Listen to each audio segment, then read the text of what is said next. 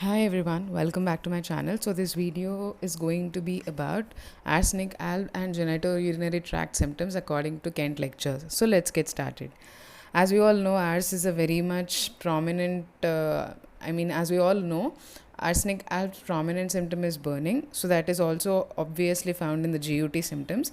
Ars alb is a very useful medicine in eruptions of genitals with burning. So when there is accompanying burning in any kind of symptoms, you can think of ars alb. In the little ulcers that burn even when they are syphilitic or herpetic vesicles that appear upon foreskin, labia, whatever it may be, we can think of ars alb. And the ulcerations, especially which are very much weak to heal, but that do the very opposite, that actually spread, that we will be calling as phagedenic. So this is the meaning of phagedenic ulcers, which we come across in the materia medica. But trust me, seriously, I didn't know the meaning of phagedenic until now. I was preparing for this podcast, so that's an important point. Phagedenic ulcers, which are spreading kind of ulcers, we tend to come across patients who really tell that these ulcers are not stopping, they are spreading. Actually, they can actually narrate in this kind of symptom. They'll be saying one day it was only 1 rupee coin of size and now it's becoming more and more. They can estimate that, or they may be saying it was 50 np coin size and now it's become 1 rupee size. So they'll be, that gives you a faint idea. Like, they can't say, come and say obviously that it is phagedenic ulcer like that. They'll be giving some kind of weird explanations. We have to be very much keen to catch them. That's why we are called as observation is very important in case taking. So yeah, now I'm understanding that meaning. So coming back to the drug, and this kind of spreading ulcers are found in arsenic and mercor, and these are the two principal medicines wherein spreading ulcerations are there and which eat in every direction. That means which spread in all the directions, and they are very very offensive as such. So the offensiveness, you can think of mercor, arsalb, and not given in here, but even I found carboveg is also something we can think of when there is offensiveness, and carbo animalis, etc. And such ulcerations as follow the opening of a bubo. That means any lymph gland which is any suppurative lymph gland is called as bubo generally, in the inguinal region especially, where there is no tendency to heal. So that cases also you can think of arsalb. A little watery offensive discharge keeps coming and extending. Ulceration keeps spreading round about the opening and there is no tendency to heal, or the patient has been in the hands of a surgeon who has passed his knife down the threatening suppurating bubo, and it has been followed by red angry erysipelas appearance and shows no tendency to heal. So that's very very important. I have come across such cases as such as well.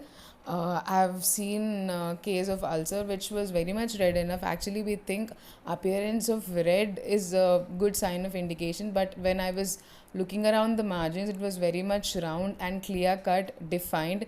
There wasn't any sign of healing as well, actually. But as arsal was being given, it has not only healed, but the scab formation, which is a very good sign of healing, has also been there. The arsenic is just a magical thing, even in such difficult cases to deal with. And the patient, as I already said, will be having this little or very less tendency to heal, and there will, if the edges are removed by ulceration and now the surface is cleared off, leaving a surface size of a dollar. As I already said, dollar, the coin, that is a very very important description, sometimes becoming serpentinous. And these ulcers are sensitive to touch and very much burn like fire. So they are very very sensitive to touch. The patients literally scream when we touch them. And in the male and female sexual organs, there are many symptoms of importance. In the male organs, a dropsical condition, dropsy of penis, edematous appearance, so that penis is enormously swollen and looks like a water bag. So that's very very important. The scrotum, especially the skin of the scrotum, greatly swollen and humid round about the parts. In the female, the labia are enormously swollen with burning and stinging pains, hard and swollen, erysipelas inflammation of these organs. That means red inflammation, very much externally appearing red in color. And the smarting and stinging is present. It is also present in apis, but the burning is more prominent in ourselves, and the stinging kind of nature is very much prominent in apis.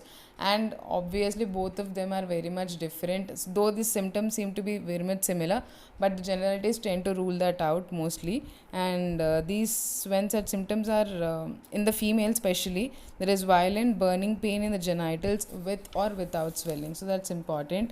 That extends up to vagina with great dryness. As I already said, there is very much dryness in the previous podcast also. I already said there is great dryness and itching in the vagina. The leucorial discharge excoriates the parts, causing itching and burning with greatest suffering. The discharge is very much minimal, but the burning and the suffering and the dryness is very much. And the whitish watery thin discharges that excoriate, very much copious, that will run down the thighs. That's also found in alumina, but definitely the clear cut indication difference are there. Arsenic menstrual flow is very often excoriating in nature, copious leucorial flow intermixed with menstrual flow, very profuse and very acrid, and sometimes it will be amenorrhea, sometimes it will be prostrated. And of course arsenic has a wonderful reputation in the old school for anemia, and it is said to be a good as ferrum as for anemia. Ferrum and arsenic are the strong drugs for anemia, so that it is not to be wondered at that these pallid mortals find benefit from arsenic. So as we already know, there is loss of vitality and a rapid destruction of the RBC is also there. A generalized septicemia would be there, but there's a sinking kind of sensation is also there. And during menstruation there are stitches in the rectum, and the leucorrhea is acrid, corroding, thick and yellow. So the keynote the practice is, uh, if there is no if there are no other symptoms, study aconite and causticum and see if there is any reason why they should not be given. Another feature in connection with women is arsenic is a wonderful palliative in cancerous affections such as occurring in uterus and mammary glands. Burning, stinging pains have entirely disappeared in incurable cases. Of course, it becomes one of the palliatives. And something important related to bladder is, after the paturation, women does not pass urine, no urine in the bladder, suppression, or the bladder is full but it does not pass. In connection with this subject, you will find causticum the most frequently indicated remedy when you go back, and the women are not yet passed urine and it is the time that she should. You will frequently find it indicated when you have no other symptoms to go on. Aconite will be more frequently indicated than any other remedy if the infant has not passed urine. This is a keynote practice and is to be condemned when there are other symptoms to indicate a remedy. Okay, that is a very good point. Even I have not come across this point in the beginning. See, when there is urinary retention post delivery in the women, because most of the times this complaint will be there will be stricture in the urethra, and there will be some damage has been occurred in the process of labor also. The women can't pass urine. We'll be commonly thinking of causticum, and if it happens in infant, we will be thinking of aconite. But what Ken says is, this keynote prescription might not work every time. So if any hard cases where you find even these remedies didn't work, we can think of ourselves. That's a very good important point. I'll try this, fellas. So I'll try this symptom as well, so that I can give some relief, I believe.